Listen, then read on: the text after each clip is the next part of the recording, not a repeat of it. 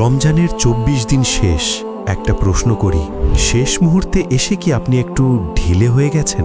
ঈদের কেনাকাটা, মার্কেটের ভিড়, পরিকল্পনা, ইবাদত কি একটু কমে গেছে?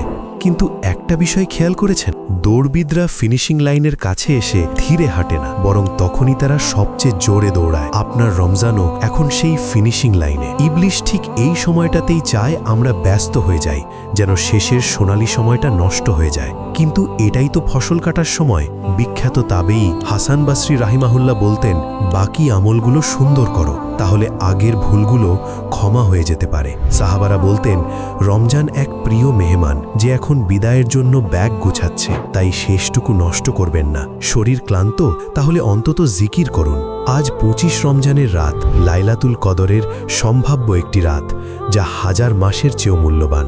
হে আল্লাহ, আপনি আমাদের রমজানের শেষটা সুন্দর করুন। আমিন।